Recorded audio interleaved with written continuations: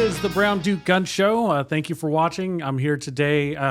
My name is JP. I'm here with Brandon, my co-host today. And carrying off of our last episode, we're going to look at some of the most popular carry guns that are out there today. So what do we have on the table today, Brandon? So these are our 4 most popular concealed carry guns that we sell. It's the ones that we recommend. So whenever people come in and say, hey, I'm looking to conceal carry a gun, which one do you recommend? So we give them a polymer frame striker fired pistol. That's what we recommend, right? Of all the rounds we see downrange, we see over 1 million rounds go downrange a year. And that's the ones that malfunction the least. It has the least amount of buttons, the least things that you can screw up, requires the least amount of maintenance, and is budget friendly. Like for around $500 to $600, you can buy a gun that's going to last a lifetime. Okay. Right? So out of those guns, what we usually recommend is something a little bit thinner, to where whenever you're carrying it inside the waistband, you can still carry it very comfortable, and it's not like poking out or making you uncomfortable. It's very concealable. And those 4 would be the Glock 43X, which is this gun here, the Smith and Wesson Shield Plus, which is this one, the Springfield Hellcat, and the Sig 365 Macro is this one, but any of the 365 models. So these are the most popular ones I'd say that we sell is the 365 series. The Macro one's definitely been the most popular lately because it has that compensator on the slide. So it's not like a traditional comp. Sure. It's that's screwed onto the barrel. It's actually like just holes cut out in the slide, and the barrel is shortened, so it bleeds off gas through it, so it has less recoil. But all of these are around the same size. They might be slightly bigger in like the XL models or the Pro models, but they all hold anywhere from like 12 to 17 rounds. This one actually holds up to 17 rounds, but usually like 12 to 15, somewhere around there. Okay. And let's see. So I guess first questions are, I think they're all optics ready, right? Yeah. So all the they do all come optics ready. Not all the models are optics ready, but all the ones that we carry here are usually optics ready because that's what everybody wants. Like if you're gonna buy a concealed carry gun, it doesn't matter if you like, hey, I hate red dots. Like still buy the optics ready one, just because if later on you decide like, hey, like we've explained to a bunch of people and they realize like optics are not bad, right? Optics are great. Yes. You just don't know how to use them yet, right? But if you decide to put an optic on there, it's already done. You don't have to like get the slide milled. That's sometimes a pain. And then some models that mill, or some companies that mill out slides, they don't mill out for that type of model, right? So like just get the optics ready one from the get-go. And then also if you never put an optic on it, but let's say if you want to get a different gun, you want to sell that gun, you can't sell one that's not optics ready. Like no one wants to buy it, right? So it's just easier to sell for resale value. It's definitely worth the extra $50 or $100 that you pay for the gun just to get it optics ready. Yeah, absolutely.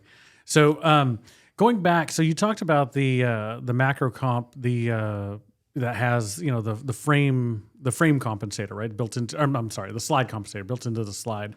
Didn't Glock and also Smith and Wesson have ported versions of their carry guns? Smith and Wesson does. Smith and Wesson has a Shield Plus Performance Center that is a ported barrel. The Glock did not come out with one for their concealed carry one. They have like the Glock 19 and Glock 17 that is compensated or has a ported barrel on it. But those are like almost full-size guns now. But yeah, they do shoot super soft if you have ported barrels on them.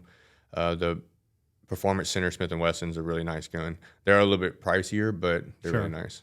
Let me check this out. So I've heard a lot about the Hellcat. I've just never actually held one.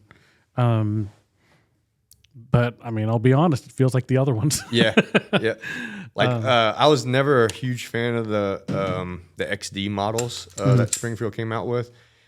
They just didn't feel all that great to me. They had like very heavy slides, almost kind of like the Walthers and the Canics. Like a very heavy slide, and the balance was a little different. Just personal preference. They're not bad guns. It's just that personal preference. I didn't like them. But on the Hellcat and the new Echelon, their slide is a lot smaller and a lot slimmer, so it actually shoots a lot better than the other ones. Yeah. No, I like the trigger on that. It's it's a little bit it's a long draw compared to what we're used to in competition world, right? but the reset's really positive. It's kind of a pretty crisp break too. It's got a good wall on it. So yeah, it's pretty good. I haven't felt a shield in years, though. I have 2 or 3 shields in my safe. Yeah. So the original shield, that was like, those guns are super reliable, and they're off the same platform.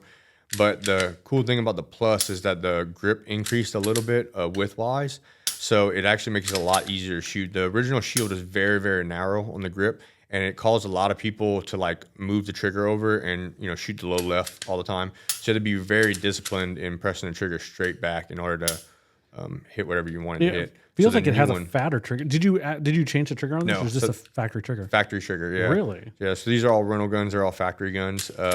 But they definitely improved the trigger on the new Smith and Wesson line. Like the last year or so, they have like more of a flat face trigger. They're a lot better. They have a lot less over travel on them, and they break a lot cleaner. They're not as spongy. Like the old ones used to be very spongy. That seems like an Apex trigger. It does. It feels like a aftermarket Apex trigger. I think they kind of like took the Apex triggers and kind of like did some things to it to make it like a stock trigger. Like they incorporated some of those trigger components. Okay. And so here's the 43. This is a 43X? Yeah, 43X. Okay. So the 43X and the 48 have the 10-round mags that come with them. And you can get the aftermarket shield mags, the metal ones that hold 15. But those are a little bit thicker than the 43, the regular 43, which makes it a little bit easier to shoot. But the frame is not like that much thicker than the slide. So it doesn't make it harder to conceal, but it makes it a whole lot easier to shoot. Right. As you'd expect, the Glock trigger's a Glock trigger, but it's actually pretty. It's not really spongy in the front like it used to be. This is a very firm. It takes up easy, and then there's a really hard wall as you'd expect. But the reset's really positive. It pushes your finger back, and it feels like a Glock. Yep. So, and I noticed like on the Gen 5s, the triggers were a lot better. Yeah. Much better than the older ones. The older ones had like a lot of little pieces where instead of it falling off of a track, they put like this little detent. That detent would scratch on the inside of the slide and things like that. On the Gen 5s, they redesigned that, and it's a whole lot better. Right. So, okay. And this is the macro. Yep. So, okay. And yeah, okay. I mean, it feels like a 320. Yep. I mean, pretty much identical to a stock 320. A little bit harder, I think. Yeah. But exactly what you'd expect with it. It's so hard. Like carry guns are not like what we're used to in competition stuff, right? Yeah. Like our open guns are like what, a pound and a quarter, or something like that. So you got to remember, like, hey, this is a carry gun. You don't want it super light or anything. You want it to be when you shoot, you want to mean it, right? So you want it to have some poundage behind it, so it's like okay. And you just can't like people whenever they like touch our open guns, they're like, oh, I can't believe that you you haven't like discharged this accidentally. It's like no, because my finger's not on the trigger whenever it doesn't need to be. Right? Yeah. Like it's only touching the trigger whenever I want to shoot. Like that's the only time it's doing that. Yeah. So that's a safety rule, but the other reason, like for a little bit harder trigger presses, is like you can't get a striker fire gun as light as a hammer fire gun. Right. You just like can't do it. If you do get it that light, it's not going to be very reliable because the spring weights and stuff like that. Like on a 1911 or 2011, it's just a sear that's holding it. Right. So this one you actually have to cock the striker back in order to press it. But this is my carry gun. It's a 365 Spectre Comp one. It's the same thing as the Macro. I actually bought this one before the Macro came out because I wanted the compensator. And then they came out with the Macro for like $400 cheaper. So I definitely recommend buying that one. Yeah. And then just swapping out the grip. So I like the 12-round grip because it's a little bit smaller. It makes it a little bit more concealable. And then just put a dot on top of it. So this is mine. It's just a regular plain Jane 365. I've had this gun, now 5 years. Yeah. When did I buy it? I bought it here. Yeah, you bought it here, like right whenever the 365. I remember we went to SHOT Show and they launched that gun, and like everybody was going crazy over that gun. Yeah. They're like, how did you fit 10 rounds into such a small little gun? Yeah. Right. Yeah, no, it's been good, and I haven't, and it's dirty, but it doesn't have an optic, so I'm okay with that. But I've been carrying it forever. So there you go. That's what we carry. We carry 365s, but I can tell you in the past I've carried anything. I've carried SIGs, I've carried Glocks, I've actually carried Smith and Wesson, and the Springfields. So of all of those, is there anyone that I haven't carried? I've carried Glock. I think I've carried all of these at one time, right? One time or another. I didn't carry the 43X. I carried, what was that? It was a smaller, fatter one. The 26. Yeah. So like I was a diehard like Glock carry gun guy. Like I carried a Glock 19 for over 10 years and was just like, that's the gun that I want to carry because there were some smaller guns. Like I would carry the Smith and Wesson Shield on certain times, like if I was wearing gym shorts or if I was wearing like a suit or something that I needed to go deep concealment, like something tucked in and didn't have a jacket on, then I would carry the Smith & Wesson Shield. But I'd never wanted to get away from like a full-size gun just because it shot so well. Right? Like I can shoot it so much faster, so much easier. And then whenever this thing came out with the comp, it shot like a full-size gun, but it carried like a small gun. So I was like, oh, all right, well, let's try this. And then I bought it, and this is what I've been carrying ever since for at least probably close to 2 years now. Sure. Yeah. No, I switch it up. So I'll do so my normal daily carry in the winter for sure is the 365. I'm sorry, in the summer for sure because you can't dress around it, right? During the year when you can wear sweatshirts and when you can wear things, I'll actually outside of the waistband carry sometimes a 19, a full size, well not a full size, but a 19. And I have in the past, just to prove it to myself that it can be done, I've carried the 320 X5 outside the waistband, and I have an appendix holster for it. So it was terrible. It was hard to wear an appendix. Remember that X5. Glock 34 you had? Yeah, like a bazillion rounds. I carried that too. I carried that. Yeah, I carried that. Yeah, I've carried that before. Yeah. So I think the point is I've carried a lot. I think that my advice to people, who are looking at carry guns, is that I think that there are certain situations for certain size guns. You want to carry the biggest gun that you can comfortably, right? Mainly because bigger guns are easier to shoot. They also carry more rounds in them. However, there's a trade-off, right? Because carrying a big gun is very difficult. To do comfortably, right? Now, if you're running to the gas station or whatever and you throw on an outside the waistband, you put a jacket over it, nobody's going to know, right? And that's an okay carry situation. But, if you're going into a place where you need to be really concealed or you're going to be there for a long time, if you're wearing it just under a jacket, if you're sitting there and your jacket's kind of half open, anybody could look into that jacket and see that gun. That's the last thing you want to do. Yep. So I always tell people, like, carry the biggest gun that you can. It's easier to shoot, right? Like that's the one you want to carry, but then the smallest one that you're going to carry every day. Yeah. Right. So you got to find that medium ground. Like if it's so big that you're like, hey, I'm just going to run right there to the gas station, I don't really need to carry this big gun. Like nothing's going to happen. That's not the gun for you to carry, right? Because you're gonna get lazy and you're not going to carry it. But don't carry the smallest gun possible to where whenever you come to the range, you're like, hey, I hate shooting that thing. I don't want to shoot it.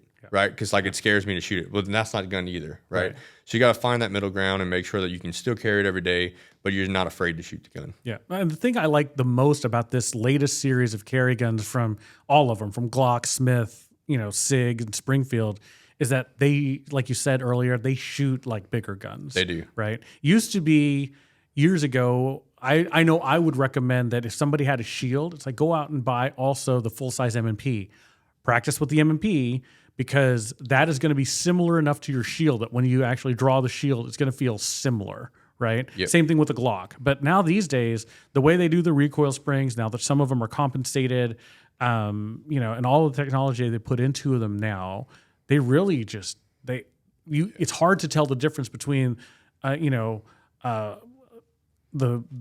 carry size gun and a larger gun. Yep. And it's like I used to not be a fan of compensated guns for carry guns because there's just like a couple of things that can go wrong, especially if you have one that's like threaded onto the barrel. Sure. So like I'd see like casings fly off and hit the shelf on the side in the booth and fly back and get jammed up in between the comp and the slide. Like I've saw that happen before, So it's like, don't want that to happen. But on these new ones, like on the Sig ones, since it's on the slide, there's no way that anything can get jammed up because it's not attached to the barrel, right? So like as it slides back, it doesn't have anywhere to get caught up in there.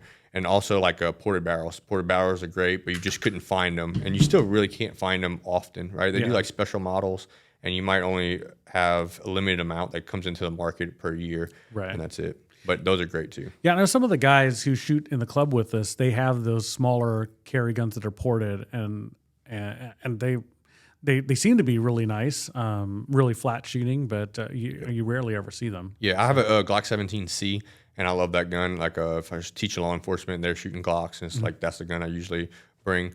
And what's cool about the Glock ones is they put the ports on the side, like at a V, so that if you're having a dot, if you're having iron sights, it's not like the flash in low light. Doesn't mess with you at all. And I've shot with it in low light. People complain about that all the time, and I don't really see any issue with it. Like it's not that much flash that like blinds you, right? Like it's that's kind of like going out of the area. Like people make up things like that. But thankfully, like we have indoor range, so we can turn off the lights and test things like that. And I don't see any flash off of this gun, and I don't see any flash that like stops me from shooting on the 17C.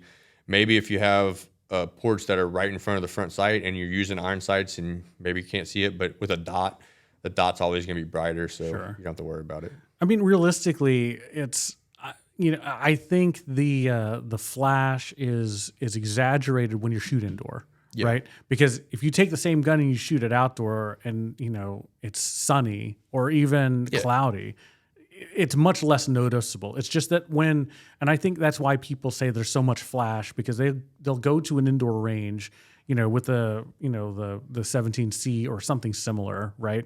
And they'll shoot. It's like, yes, of course, it's going to have some sort of flash because it's a different gun than just a pure 17, right? But then if you take that same thing outside, you will almost never see the flash. Yeah, right? And then also like use your carry ammo, right? Like carry ammo usually has a lot better powders. I mean, we manufacture carry ammo, so like we put the best powders they have in there. They're low flash propellants, so they're not going to have like cheap powders that's going to cause a lot of flash, right? So some of the people that are complaining about that usually just use regular full metal jackets. They're in a very low light condition, and they see the flash, but it doesn't bother them, right? They make it more of a big deal than what it really is. I mean, the other thing, kind of cheeky thing to say is like, well, did your shot hit the target? Because the trigger press is complete by the time you see the flash. That's right. Like that's not affecting. That may affect the next shot. Yeah. Maybe. Yeah. It shouldn't, but maybe. But it's not affecting the shot that you just took. Right. Yeah. So. And usually it doesn't affect the next shot. It's just like guys that, that's usually guys that only want to find something wrong with something. Sure. Right? Yeah, that makes sense. A new product comes out and they're like picking it apart. Yeah. So back to this. Okay. So, from a field perspective, they all feel similar. I think the advice is to go out there and try each one of these guns and see what fits best in your hand. I mean, a lot of people joke or ask why there are so many different 9mm. Well, there are so many different 9mm, so many different carry guns because everybody's hands are different. Everybody's, body configuration is different, and you really need to find the one that's right for you, right? So I think, and this is going to be my question, from a reliability standpoint, these are kind of all par with each other. Yes. Right? So I'd say like all of these guns, while we tell people like, hey, polymer frame, striker fire pistol, like we give them these four options, like the Canucks and other popular gun that's starting to become very popular lately. But all of these guns are the exact same. And in my eyes, like it doesn't matter which one you choose. They're all going to be reliable. They're all going to work. Just whatever personal preference you want. So people come in, they'll put them in their hands, and that's okay. Like if you don't have a range to go to, then go and do that and try to find which one fits your hands better and buy that one and hope it works out whenever you go to the range. But what's even better is like come to the range, pay the hour to come and shoot, pay the rental price, and if you pay one rental price, we'll let you switch out the guns. Sure. Right? So like you come in, you rent one gun, go shoot 10 rounds, come back out, switch it out for the next one. And do that, and a box of 50 rounds and ammo, like you can do all four guns, and then you say, okay, I think it's this one. Let me finish up the last 10 rounds with that, and then that's the one you buy, right? Like that's the best case scenario. So you'll spend maybe $40 testing out the guns, but it's much easier to test out and buy the one that you want rather than buying a whole gun and then having to take $100 or $200 loss on it because you want to sell it and buy the other one. Right. Right. Yeah, So absolutely. it's just a whole lot easier from the get-go to go and do that and spend the money and spend the time to do it. So if you can get to a range and they have these rental guns, go and try to do that first. Yeah. And this is kind of a commercial for you that you didn't ask for, but like we talked about last time, honestly, my opinion is if you're here in the Lafayette, Youngsville area, take the concealed carry class, right? Because part of that class, not only are you going to learn the law, how to clean the gun, et cetera, all the stuff that you learn in concealed carry, you're also going to get at Century Defense, you're going to get free rentals, right? So now you can try out all these guns as part of the class fee. So, if you imagine it's $40 to try out these guns, well, I don't know what the price is for a concealed carry class. $150 for the $150. class. So it's already built in there, right? Yep. So I would avail yourself to that because if you're not currently concealed carrying and you're looking to do that, we talked about this on the Constitutional Carry show that you really still need to take a class. Right. Right. So, and this would be a great way to just get introduced to it, learn the law, try out some guns, and then figure out what you like. And then you can kind of go from there. Yep. And even if you're not around here, maybe a different state or whatever, find the gun guy that person that has a bunch of guns and see what guns they have and go to the range with them, right? Mm-hmm. Like gun people are all about letting you shoot their guns. Right? Yeah, 100%. So, Yeah. Say, hey, what kind of guns do you have? Oh, I want to go test out some. And at least it'll give you a size reference, right? Like I tell people whenever they're picking out a gun, it's kind of like picking out a car. Sure. We might not know exactly what model or what brand we want. We're looking at multiple different brands of vehicles, but we know that we need a sedan, right? Or we know we need a pickup truck or a SUV. That's what fits our lifestyle. So that's why whenever we say hey, pick a polymer frame striker fired pistol, that's putting you in the SUV, right? It's this is what I need. If I buy Ford, Chevy, Toyota, Subaru, whatever it is, it doesn't matter. They're all going to drive off the lot. And I know some people are going to flip out because of that. They're oh, I only buy this type of vehicle. And people do it with guns too. Yeah. But if you step back and be honest, they're all going to be good vehicles and they're all going to work properly. Same thing with guns. Some people are diehard Sig fans, diehard Glock fans, or they'll say they never buy this. It's just personal preference. That's all it is. Yeah. So I think that's good for today, man. That's a wrap. Anything else you want to say? I think that's it. Okay. Well, thank you all. We'll catch you next time.